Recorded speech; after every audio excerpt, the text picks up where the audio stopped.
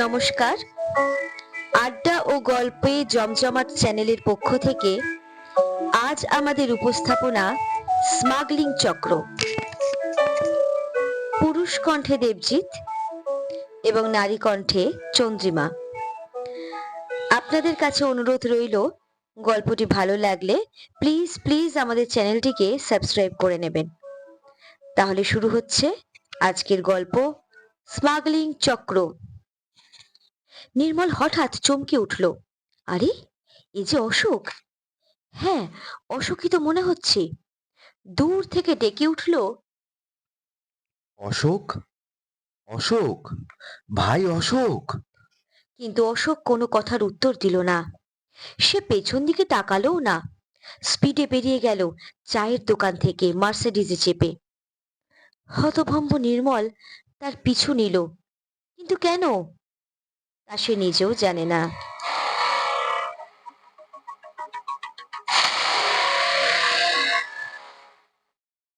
পাগলের মতো সাইকেলে চেপে পিছু নিল মার্সিডিজটার। হুশ করে বেরিয়ে গেল সেটা।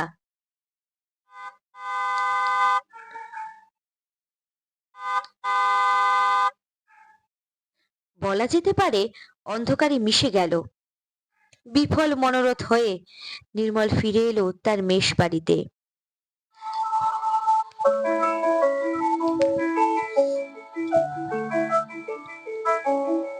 ঘটনাটা 5 বছর আগেকার। কাশীপুর গ্রামে নির্মল এবং অশোক থাকতো। অশোক নির্মলের থেকে বয়সে কিছুটা বড়, কিন্তু যেহেতু তারা একই স্কুলে পড়তো সেহেতু নির্মল অশোককে ভাই ভাই বলেই ডাকতো। কিন্তু এ কি, আজ 5 বছর পর হঠাৎ শহরে এসে নির্মল অশোককে দেখতে পাবে ভাবেইনি। কারণ অশোক হঠাৎই নিরুদ্দেশ হয়ে যায়। গ্রামে রটে যায় যে সে কলকাতা এসে গাড়ির নিচে চাপা পড়ে মারা গেছে। তাহলে আজকে যাকে নির্মল চায়ের দোকানের হালকা আলো ছায়াতে দেখলো, সে কি অশোক নাকি অন্য কেউ? সে কে? এসব নানা কথা ভাবতে ভাবতে নির্মল অবাক হয়ে যায়। এখন নির্মলও একটা কাজ নিয়ে গ্রাম থেকে বেরিয়ে শহরে চলে এসেছে, কিন্তু কাজ সেরকম মনের মতো পায়নি। সে সকাল থেকে টিউশনি করে যা পায় তাতে মেষ বাড়ির খরচ উঠে যায়, কিছু টাকা বাড়িতেও পাঠায়। আজ সে অশোকের পিছনে ছুটে গিয়েছিল একটাই কারণে। সেই কারণটা হলো অশোকের মা। তিনি অশোকের মৃত্যুটা মেনে নিতে পারেননি। শোকে দুঃখে পাথর হয়ে গিয়েছেন। নির্মল মনে মনে প্রতিজ্ঞা করে নেয়, অশোক বা অশোকের মতো দেখতে এই লোকটির একটা কিনারা সে করবেই, পিছু হটবে না। পরদিন সকালবেলা নির্মল আবার সাইকেলে চেপে সেই জায়গায় চলে গেল যেখানে কাল রাতে লাস্ট অশোকের গাড়িটাকে অন্ধকারে মিশে যেতে দেখেছিল। কিন্তু অশোকের কোনো পাত্তাই সে পেল না। প্রায় 2 মাস কেটে গেল। হঠাৎ একদিন টিউশনি পড়িয়ে ফিরছিল নির্মল। আজ পড়িয়ে ফিরতে রাত হয়েছে। হঠাৎ ওই কালো গাড়িটাকে দেখতে পেয়ে সে ধাওয়া করলো গাড়িটার পিছনে। গাড়িটা খুব স্পিডে যাচ্ছে। নির্মলও স্পিডে সাইকেল চালাচ্ছে, তবে গাড়িটার থেকে একটা নির্দিষ্ট দূরত্ব সে বজায় রাখলো।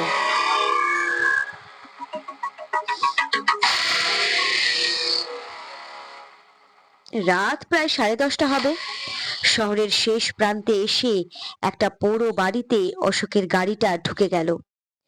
নির্মল কৌতূহল বশে সাইকেলটা পাশের একটা ঝোপে রেখে বাড়িটার পিছনের দিকের একটা ছোট ভাঙাচোরা দরজা দিয়ে ঢুকে গেল ধীরে ধীরে। চারদিকে ঘুটঘুটে অন্ধকার, কোনো জনমানব নেই। নির্মল দেখলো গাড়ির থেকে বেশ কয়েকজন সন্ডামার্কা লোক বেরিয়ে এলো, সাথে অশোকও ঢুকে গেল পোড়ো বাড়িটার মধ্যে। তা প্রায় 5 জন হবে। নির্মলের গাটা ছমছম করতে লাগলো। ওদের পিছু নেওয়াটা কি ঠিক হবে? ওরা 5 জন ভেতরে, আরো কতজন আছে তা কে জানে।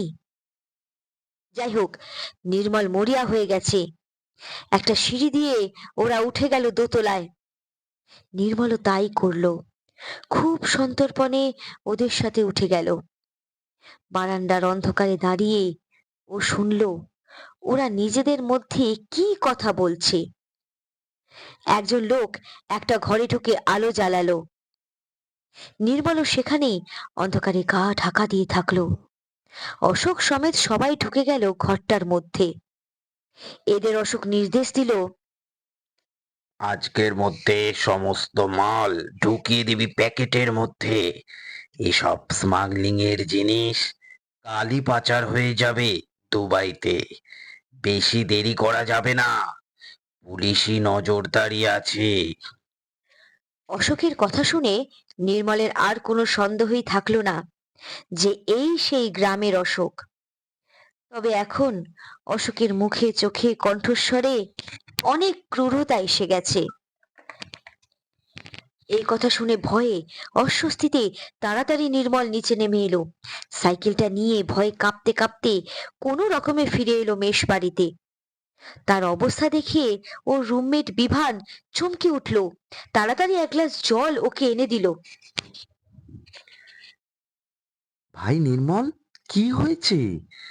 তুমি এত রাতে কোথা থেকে এলে ভাই? মুখ চোখের অবস্থা এরকম কেন? কি হয়েছে? কোনো বিপদ আপদ হয়নি তো? নির্মল বিভানকে সব কথা খুলে বলল। বিভান শুনে নির্মলকে বলল, হুম, তা তুমি কি করবে? নির্মল বলল, দেখো, সমাজ ও দেশের প্রতি আমারও তো একটা দায়বদ্ধতা আছে। ওই স্মাগলিং এর দলটাকে আমায় ধরতেই হবে। বিভান বলল, যা করবে খুব সাবধানে করো ভাই, ওরা কিন্তু ডেঞ্জারাস।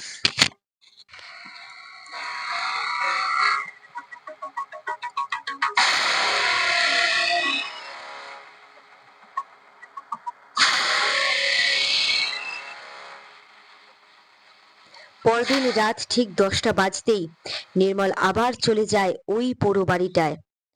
দূর থেকে সে দেখতে পেল গাড়িটা যথারীতি বাড়িটার সামনে। সেটা দেখে ও পেছনের দরজা দিয়ে সন্তর্পণে চলে গেল সেই ঘরটায়। সে চুপি চুপি দেখতে থাকলো কয়েকজন ঘরটাতে বসে কাজ করছে, সাদা সাদা গুঁড়ো জিনিস প্যাকেটে ঢোকাচ্ছে। নির্মলের গা শিউরে উঠলো, আরে এগুলো তো ড্রাগস।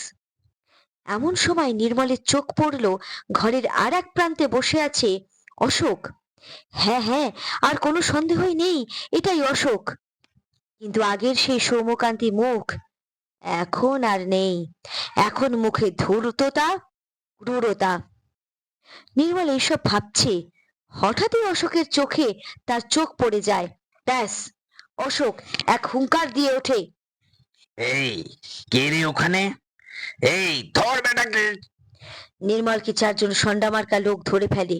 কিন্তু নির্মল গ্রামের ছেলে, ছোটবেলা থেকেই শরীর চর্চা করত, খুব সহজে তারা নির্মলকে ধরাশায়ী করতে পারে না। এই লোকটা অনেক কিছু দেখে ফেলেছে। আরে, তুই নির্মল না? এখানে কি করছিস? হ্যাঁ, আমি নির্মল। তুই ঠিকই চিনেছিস। তুই গ্রামে রটিয়ে দিয়েছিলি যে তুই আর বেঁচে নেই, আর এখানে এসে স্মাগলিং চক্র খুলেছিস। হ্যাঁ, ঠিকই ধরেছিস। তোকে তো আর জীবিত অবস্থায় যেতে দেওয়া যাবে না। অশোকের হাসির আওয়াজে পুরো বাড়িটা যেন কেঁপে কেঁপে উঠল। নির্মলকে ততক্ষণে বেঁধে ফেলেছে 4 জন মিলে। অশোক বন্দুক উঁচিয়ে যখনই নির্মলের দিকে এগিয়ে যায়, হঠাৎ করে অশোকের মাথায় পিস্তলের ট্রিগারে হাত দিয়ে পরিতোষ বাবু বলে ওঠেন, বন্দুকটা ফেলে দিন অশোক বাবু, নইলে কিন্তু আমি গুলি চালাতে বাধ্য হব। পুরো বাড়ি আপনার পুলিশে ঘিরে ফেলেছে। এমন সময় বিভান বলে, বন্ধু, আমি এসে গেছি পুলিশ নিয়ে, চিন্তা করো না। পুলিশরা ঘরে ঢুকে সবাইকে অ্যারেস্ট করে নিয়ে চলে যায়। পরিতোষবাবু নির্মল ও বিভানকে অসংখ্য ধন্যবাদ জানায় এবং বলে, আপনারা একজন সাধারণ নাগরিক হয়ে যেভাবে এগিয়ে এসেছেন তা সত্যি অতুলনীয়। আপনাদের এই পরিশ্রম বিফলে যায়নি। এখানেই শেষ হলো আমাদের আজকের গল্প স্মাগলিং চক্র। কেমন লাগলো বন্ধুরা? এরকম আরো ভালো ভালো গল্প পেতে আর আমাদের সাথে থাকতে চ্যানেলটিকে অবশ্যই সাবস্ক্রাইব করে নেবেন। লাইক ও কমেন্ট করে আমাদের এই প্রয়াসটিকে অনুপ্রাণিত করবেন। ভালো থাকুন, সুস্থ থাকুন। ধন্যবাদ।